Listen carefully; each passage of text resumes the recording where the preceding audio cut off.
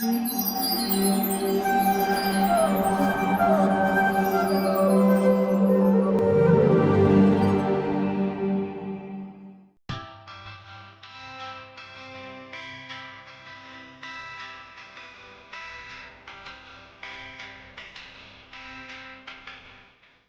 Krishna. Welcome to our program. Our speaker of the day is Shriman Gauranga Darshan Prabhu.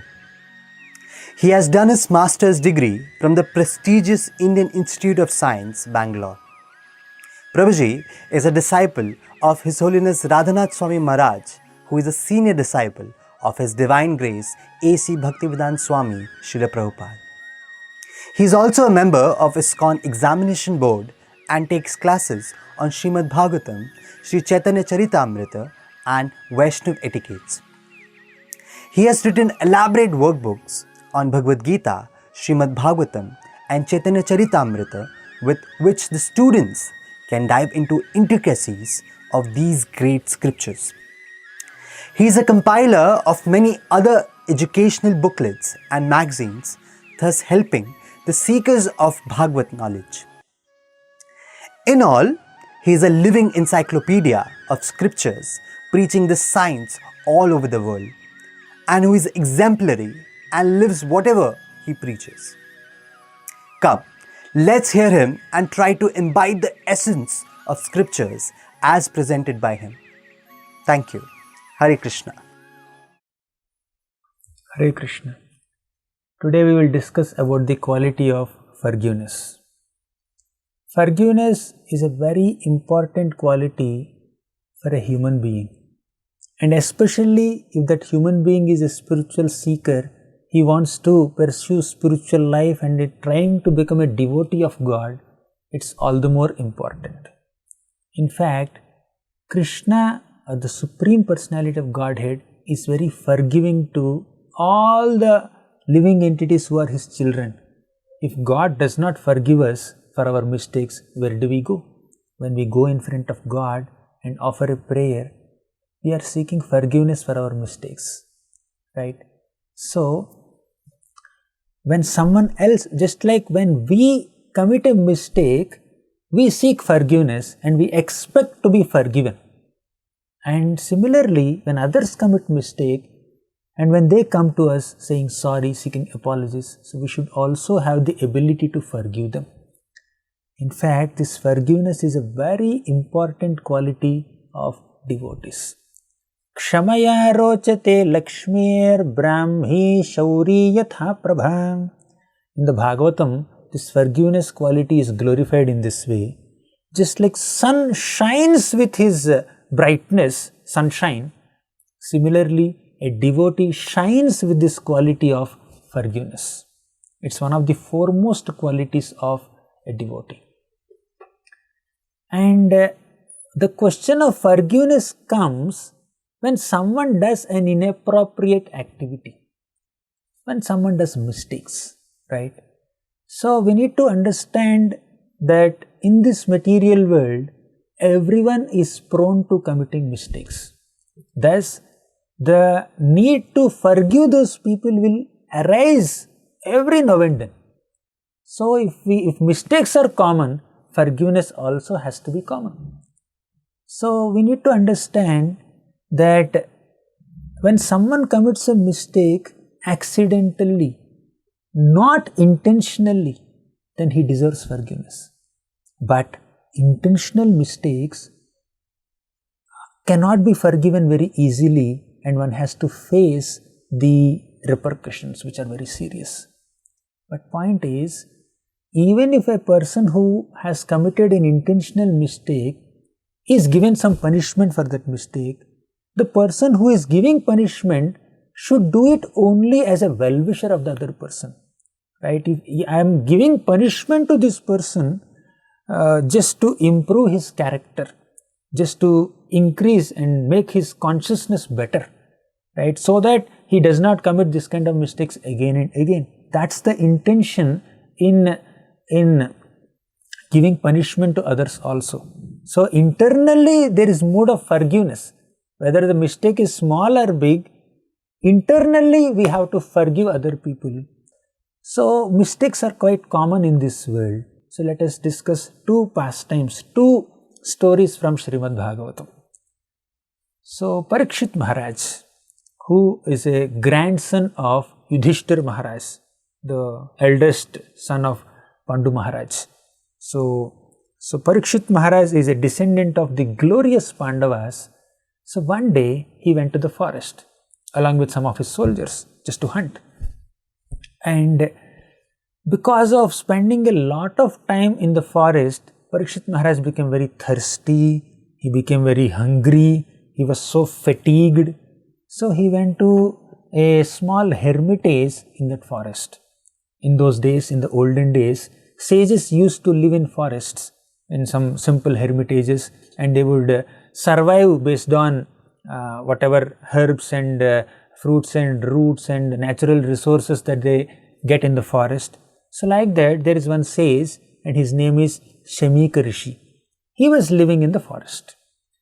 So Parikshit Maharaj went to his hermitage, and this sage, this great sage Shamika Rishi, he was closing his eyes and he was meditating, he was in trance. He could not even realize that Parikshit Maharaj has come to his place, his hermitage. So Parikshit Maharaj went to this sage and asked, "My dear sage, can you please give me some water? I am very fatigued, I am very thirsty. Can you please give me some water?"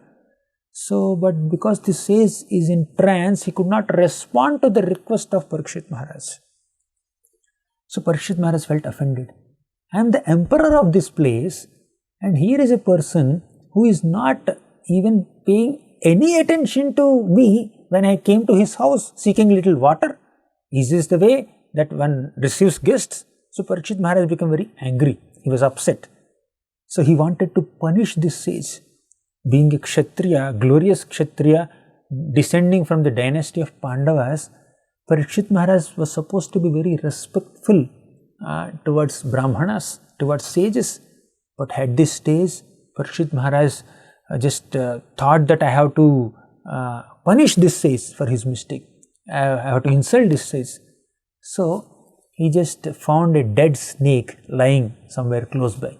He picked up that dead snake and put it on the neck of Shamika Rishi, who was in trance. Shamika Rishi did not realize anything. He was in trance, he was meditating on the Supreme Lord. So he did not realize that some dead snake fell on his neck. So Parikshit Maharaj did like this, and then he went back. He went to his kingdom, and this news was given to the son of this Shamika Rishi. His name was Shringi. Shringi came to know about this insult which is done to his father, and Shringi, out of his deep immaturity and pride in being a Brahmana's son, he cursed Parikshit Maharaj.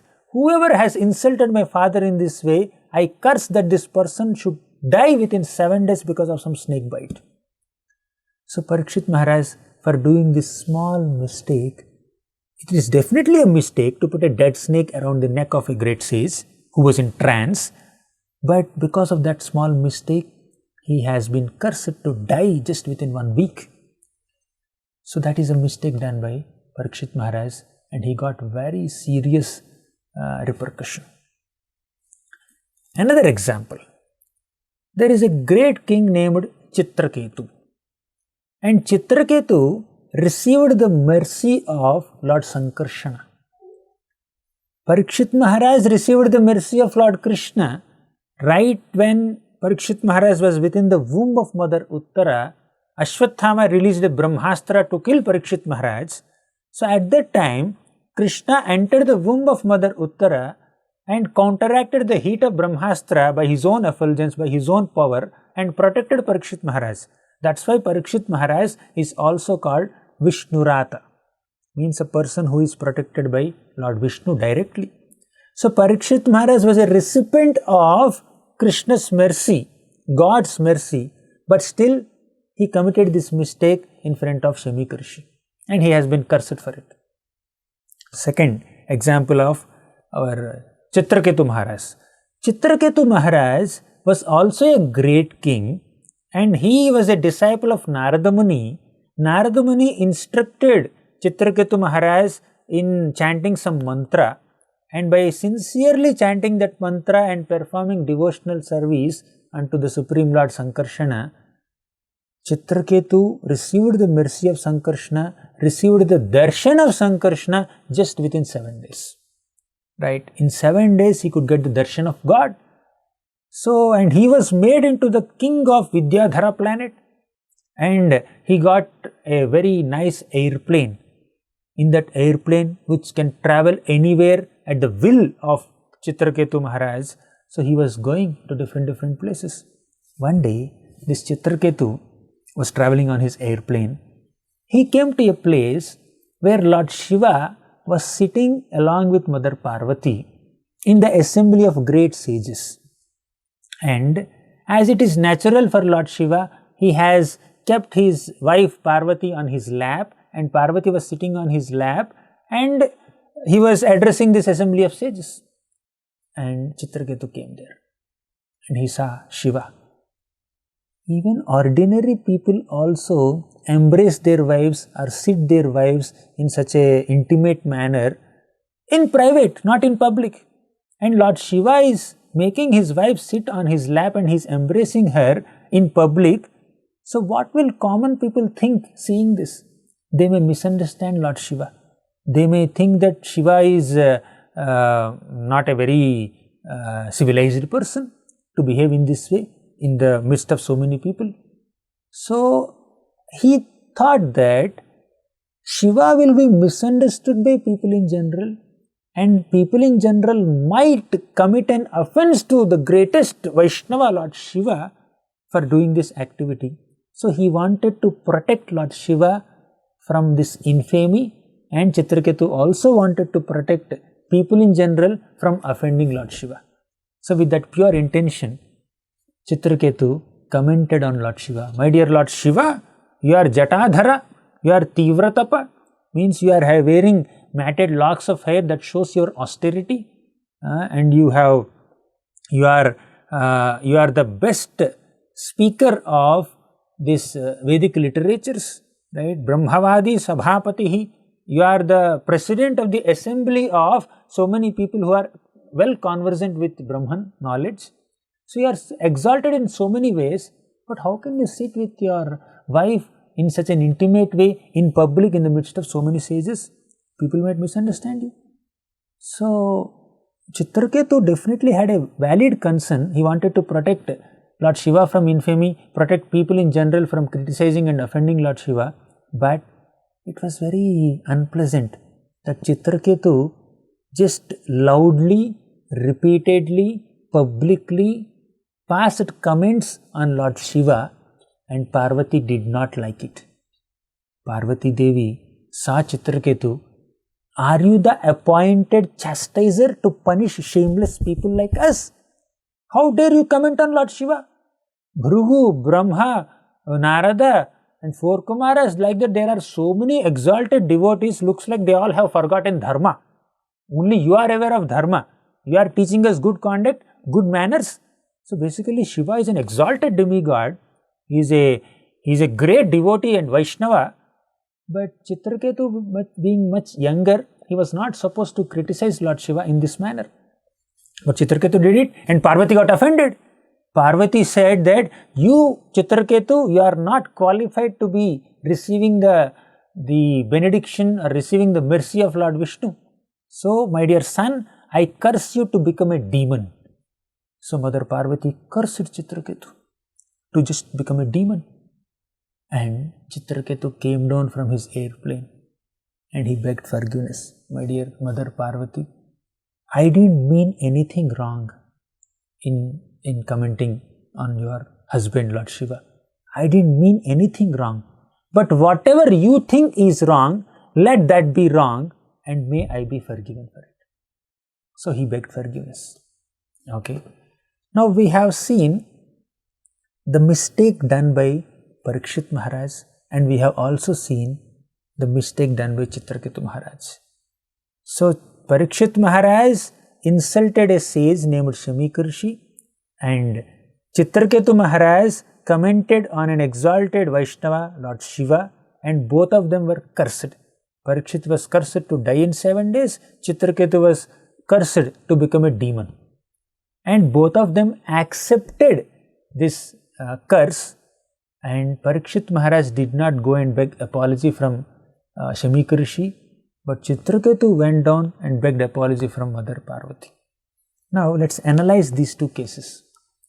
Mistakes are common, and even great souls also do some mistakes. However, we should never minimize the position of Parikshit Maharaj or Chitra Ketu Maharaj for doing these mistakes. Bhagavatam presents the examples of very great and exalted souls just to teach us good lessons, just to teach us proper conduct, right? So even Bhagavatam may present the mistakes of great souls to teach us proper conduct, but that does not mean we minimize their position. Great souls are great souls. But here, in the case of Parikshit Maharaj, it is Krishna's plan. It is Krishna's plan to bring Parikshit Maharaj back to Godhead through the medium of this curse. And it is Krishna's plan that Bhagavatam can be spoken to Parikshit Maharaj for 7 days and 7 nights through the mouth of Sukadeva Goswami, so that all of us can receive Srimad Bhagavatam. Parikshit Maharaj retires from his kingdom and then he goes and surrenders to Sukadeva Goswami, and Sukadeva Goswami teaches him Srimad Bhagavatam for 7 days. So like that, Parikshit Maharaj has perfected his life, and this whole curse is only a benediction in his life. So we should never minimize the position of Parikshit and Chitra Ketu. We can learn what not to do from the mistakes of great souls, but we should never disrespect these great souls. That's an important point. So let's analyze these two cases more. In the case of Parikshit Maharaj, he did not go and beg forgiveness from Shamika Rishi. Why? Because Shamika Rishi himself was embarrassed. When Shamika Rishi was doing meditation, right? When he came out of his trance, when he came out of his meditation, he saw a dead snake around his neck. He just picked up the dead snake and then threw it aside, and then he saw his son crying, and he asked the son, the Shringi, "My dear son, why are you crying?" Then the son said, "My dear father, you have been insulted in this way with this dead snake by King Parikshit. So I have cursed him to die within 7 days. And I'm feeling so bad that you have been insulted in this way. That's why I'm crying." Then Shamika Rishi felt so bad. "You ignorant child, do you know the value of a king? Do you know the importance of a monarch? How dare you can curse this great emperor, great Vaishnava king like Parikshit Maharaj to die in 7 days? It's very inappropriate." But once the curse is released by a Brahmana, it's not proper to just undo it. So Shamika Rishi just called his disciple named Gauramukha and told this Gauramukha, "My dear Gauramukha, please go and tell Parikshit Maharaj that he has been cursed to die within 7 days. Whatever arrangements that he had to make, he can make." So Gauramukha came to Parikshit Maharaj. And you know what was the consciousness of Parikshit Maharaj at that time? Parikshit Maharaj was contemplating very deeply. He was thinking, "I have insulted a great sage. I am supposed to be a king. I am supposed to do cow protection and protect Brahmanical culture. And if I myself insult Brahmanas in this way, what kind of punishment that I am supposed to receive?" So Parikshit Maharaj was so regretful. Actually, when someone does a mistake, if one is regretful of one's mistake, the reactions to that mistakes are burnt in the fire of that repentance. If one honestly repents for one's mistakes, then one can get rid of the reaction also. But here Parikshit Maharaj has done a mistake by mistake, and he is repenting for it genuinely, so he is not entitled for any reactions. However, by the will of the Lord, by the plan of the Supreme Lord Krishna, Parikshit Maharaj has been cursed to die within 7 days. And actually before Gauramukha came, Parikshit was contemplating, "I have done this mistake, so I can expect some punishment." Parikshit Maharaj did not only expect a punishment, he even desired a punishment. There is a difference between expecting a punishment for one's mistake and desiring a punishment for one's mistake. When you do a mistake, it's natural to expect some reaction. But Parikshit was desiring, may I be punished for my mistake. Why? Because if I am not punished for the mistake that I have committed unto the lotus feet of a Brahmana, I may be encouraged to commit similar mistakes again and again. And secondly, if I am not punished for my mistake, that might cause some harm to my family members. A Vaishnava or a devotee does not want others to suffer for his mistakes. So Parikshit Maharaj, with a broad mind, he desired a calamity and he expected a calamity, and right at that point, Gauramukha came and said, my dear Parikshit, you are cursed to die within 7 days, do the needful. Then Parikshit Maharaj found this curse as a blessing in his life. This curse is a blessing in disguise. This curse will be the cause of my indifference towards material life. So far I have been absorbed in so many responsibilities as a king, as a monarch, so many political responsibilities. Now I can just get rid of all these political responsibilities. I can dedicate the rest of my life, which is just 7 days, in hearing about Krishna, in performing bhakti towards Krishna, and in dedicating myself completely to devotion of Krishna. So he retired and then he went on the bank of Ganges. So for one's mistake, if one is regretful honestly and sincerely, the result will be very auspicious. But if someone is feeling guilt and remorse and regret in a very egoistic way, that could lead to destructive tendencies. Somebody may commit a mistake and he may feel guilty, and in that guilt, he may even commit suicide also sometimes. So when the mind is very weak, one cannot accept that, how can I do a mistake? So better I give up my life, or better I do something else. So our regret and remorse and repentance should not be egoistic. It should be devotional. Our regret and repentance should lead to some auspicious result. So a great soul is not a person who never commits a mistake. A great soul is a person who realizes his mistake and he does not justify his mistake. He takes responsibility for the consequences of his mistake, and he genuinely repents for the mistake and genuinely tries not to repeat that mistake, and he even remembers that mistake later, so that he does not become proud when he does something great. When we do something great, we feel proud. But if we remember that, oh, I have done some mistake just 10 days back, then we cannot become proud, we can remain humble. I am not saying that we should not celebrate our success. I am only saying that we should not become unduly proud of our accomplishments, forgetting our shortcomings. Right? So we will discuss more in the next episode. We will continue the story of Chitra Ketu in the next episode. Hare Krishna. For more such devotional programs, please watch Hare Krishna television. To get this channel, please contact your cable or DTH operator. For more information, please call 8767 845 845.